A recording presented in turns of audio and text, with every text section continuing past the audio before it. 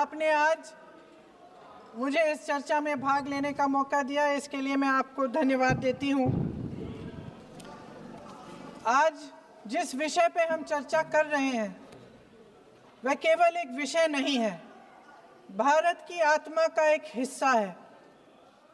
हमारा राष्ट्रगीत उस भावना का प्रतीक है जिसने सोए हुए, गुलामी में सोए हुए भारत के लोगों को जगाया, जिसने उन्हें हिम्मत दी कि ब्रिटिश साम्राज्य के सामने खड़े होकर वह सत्य और अहिंसा के नैतिक हथियारों के साथ सामना कर पाए। आज ये चर्चा एक भावना के ऊपर है।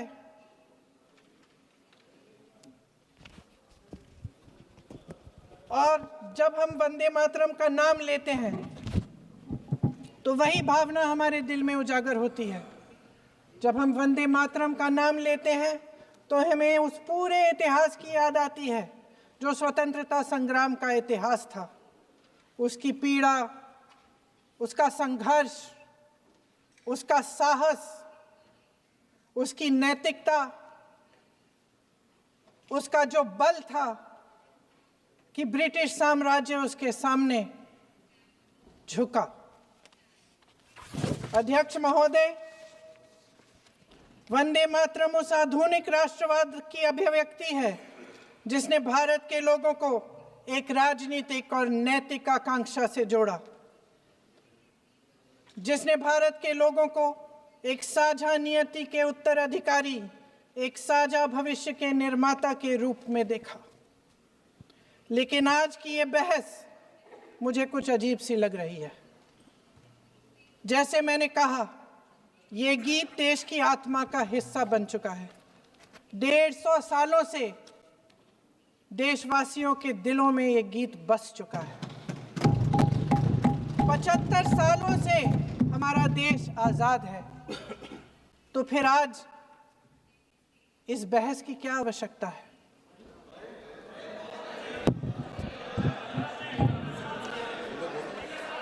हमारा यहाँ मकसद क्या है? जनता से हमें दिया गया दायित्व, जनता का विश्वास, उनके प्रति हमारी जिम्मेदारी, हम किस तरह से इसका इस्तेमाल कर रहे हैं, हमें ये सोचना चाहिए। क्योंकि अब इस मोड़ पर हम इस सदन में अपने राष्ट्रगीत पर भी बहस करेंगे। आपने बहस मांगी है, आपने बहस मांगी है। आप तो इलेक्टोरल रिफॉर्म्स की बहस नहीं मांग रहे थे कि जब तक हम इस पर बहस नहीं करेंगे तब तक उस पर बहस नहीं होगी। इसकी वजह क्या है? इसकी वजह क्या है? हम आज यहाँ ये बहस क्यों कर रहे हैं? हमारा राष्ट्रगीत है, इस पर क्या बहस हो सकती है? हम ये बहस यहाँ आज 2 वजहों से कर रहे हैं। पहला कि बंगाल का चुनाव आ रहा है, हमारे प्रधानमंत्री अपनी भूमिका निभाना चाहते हैं उसमें। और दूसरी वजह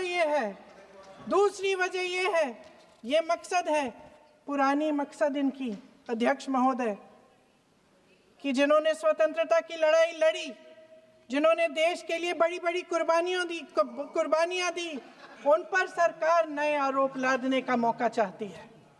देश का ध्यान फिर से जनता के ज्वलंत मुद्दों से भटकाना चाहती है। यही एक मकसद है आपका।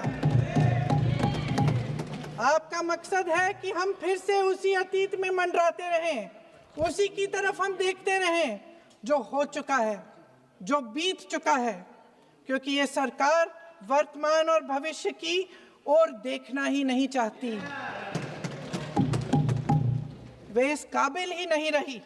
सच्चाई ये है अध्यक्ष महोदय कि आज मोदी जी वह प्रधानमंत्री नहीं रहे जो एक समय में थे। सच ये है कि ये दिखने लगा है, उनका आत्मविश्वास घटने लगा है, उनकी नीतियां देश को कमजोर कर रही हैं। और मेरे सत्ता पक्ष के साथी चुप इसलिए हैं क्योंकि अंदर अंदर से वे भी इस बात से सहमत हैं।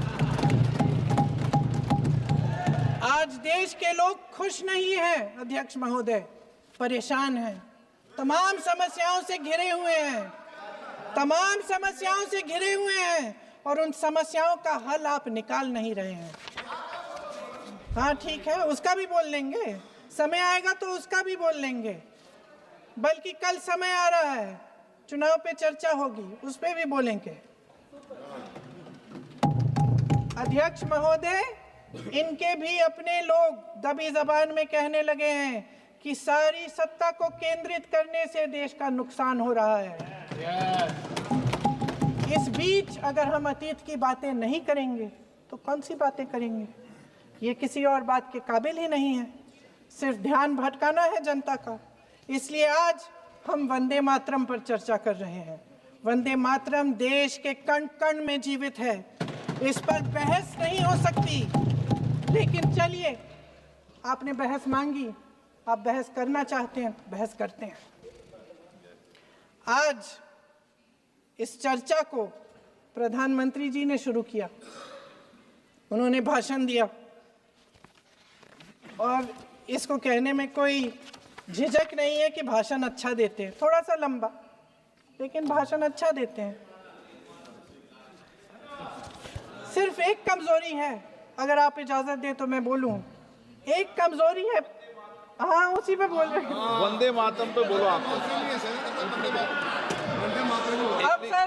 अब सर मैंने तारीफ कर ली, तो थोड़ा और विषय वंदे मातरम का है तो हम वंदे मातरम पर ही रखें, ठीक रहेगा सर। ये वंदे मातरम पे ही है सर। आपने प्रधानमंत्री जी तक सुना था, अब तो शुरू नहीं हुए। सर भाषण बहुत अच्छा देते हैं, लेकिन तथ्यों के मामले में कमजोर पड़ जाते हैं, बहुत कमजोर। इसमें भी एक कला होती है कि तथ्यों को किस तरह से जनता के सामने रखा जाए। मैं तो नहीं हूं, जनता की प्रतिनिधि हूं, कलाकार तो नहीं हूं। इसीलिए मैं भी सदन के सामने कुछ तथ्य रखना चाहती हूं, लेकिन सिर्फ तथ्य के रूप में रखना चाहती हूं।